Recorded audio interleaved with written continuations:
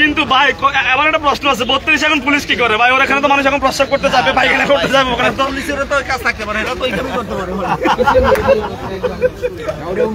কার্যক্রম নিষিদ্ধ ঘোষিত সংগঠন আওয়ামী লীগের কর্মসূচি, সেই কর্মসূচিকে কেন্দ্র করে শহরের বিভিন্ন স্থানে যে ঘটনাগুলো ঘটে চলছে সেই ঘটনাগুলো প্রতিহত করতে এবং আওয়ামী লীগের কর্মসূচিকে প্রতিহত করতে ইনকিলাব মঞ্চের মুখপাত্র হাদি এই মুহূর্তে উপস্থিত হয়েছেন শাহবাগের জাতীয় জাদুঘরের সামনে এবং আপনারা দেখতে পাচ্ছেন যে হাদির সাথে যারা উপস্থিত রয়েছেন তাদের হাতেও লাঠি রয়েছে এবং গতকাল রাত থেকেই ইনকিলাব মঞ্চের মুখপাত্র হাদিকে আমরা দেখেছি শাহবাগ, বাংলা মোটর, ঢাকা বিশ্ববিদ্যালয় এলাকায় এবং আশপাশের বিভিন্ন এলাকায় মিছিল করতে, মহড়া দিতে এবং এই মুহূর্তে আমরা দেখতে পাচ্ছি এই সকালবেলা হাদি এবং যারা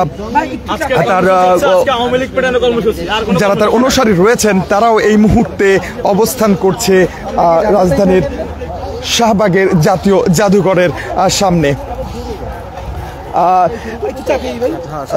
হাদি একটু সময় দিবেন, আমরা কালের কণ্ঠ থেকে লাইভে আছি, একটু আপনার কাছে জানতে চাই। আমরা তো দেখেছি যে রাতের বেলাও আপনি রাজধানীর সড়ক চষে বেরিয়েছেন, পাহারা দিয়েছেন, আসলে কি পাহারা বলবেন না কি বলবেন?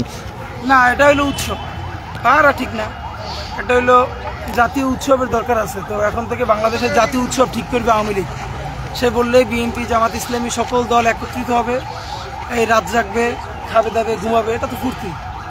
মানে লীগের মতো একটা গণহত্যাকারীরে পিটাইতে পারে একটা জেনারেশনের সৌভাগ্য না? 5 তারিখে মানুষ গণহত্যাকারীরে মারতে পারে নাই, পিটাইতে পারে নাই। বাংলাদেশের কথা ভাইবে আমরা মারি নাই। আমি নিজে অন্তত প্রথম 1 সপ্তাহ আর্মির গাড়িতে ঘুরছি আমার এলাকায়, গ্রামে, যে আসলে যাতে কোনো ধরনের মেসাকার না হয়। তো এখন মনে হইতেছে ভুল করছে।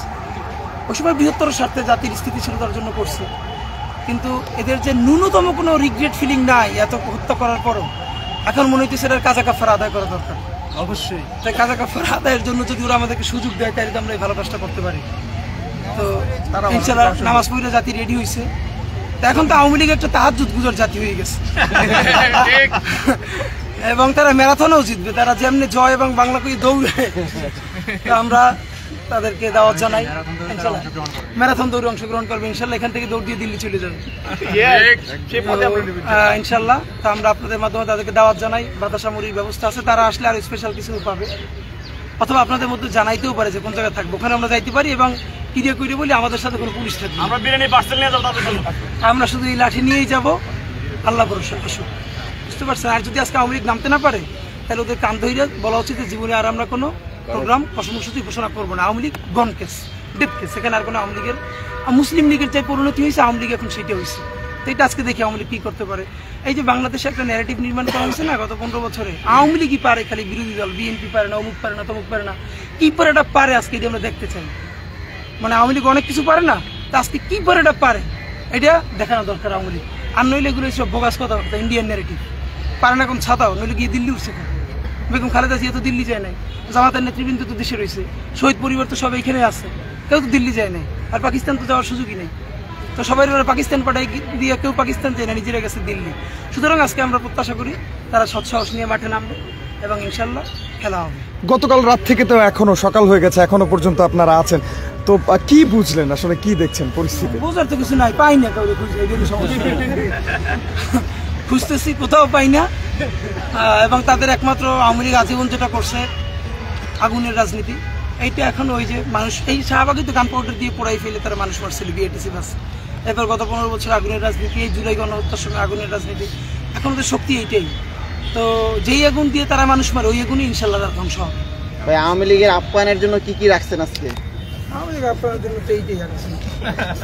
ভাই একটা প্রশ্ন, ও ভাই বলছে বুফে, নাসিরউদ্দিন পাটোয়ারি বলছে ভাই আমার আর কারো ব্যাপারে কোনো কমেন্ট না, আজকে কমেন্ট শুধু বলছে হাসনাত আব্দুল্লাহ আওয়ামী লীগের থাকে, হাসনাত আব্দুল্লাহ একাই জবাব। ভাই আমি আজকে কারো কোনো বক্তব্যের কমেন্ট নাই, কমেন্ট হইলো খালি আওয়ামী লীগের কোনো খোঁজ পাওয়া গেছে কিনা এইটাই, তাই জানাই। আচ্ছা, যার যার অবস্থান থেকে পালাও।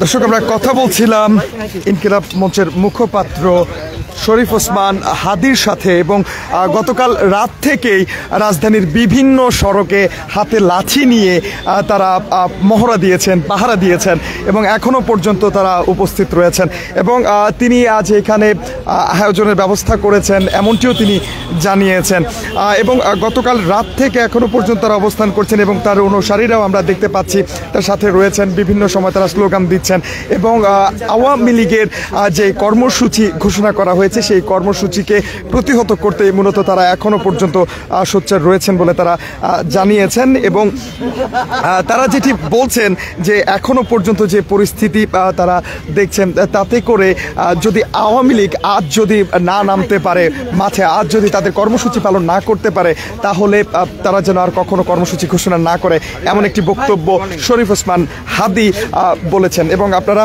যেমনটি দেখতে পাচ্ছেন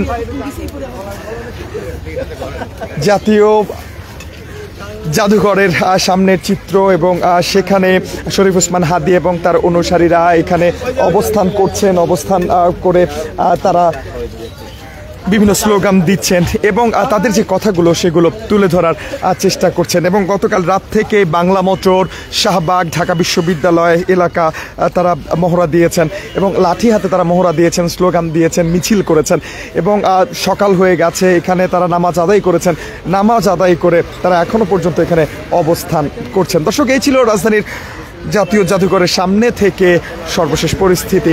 সবার আগে সর্বশেষ সংবাদ জানতে কালের কণ্ঠের পর্দায় চোখ রাখার আহ্বান জানিয়ে বিদায় নিচ্ছি। খন্দকার আসিফুজ্জামান, কালের কণ্ঠ, ঢাকা।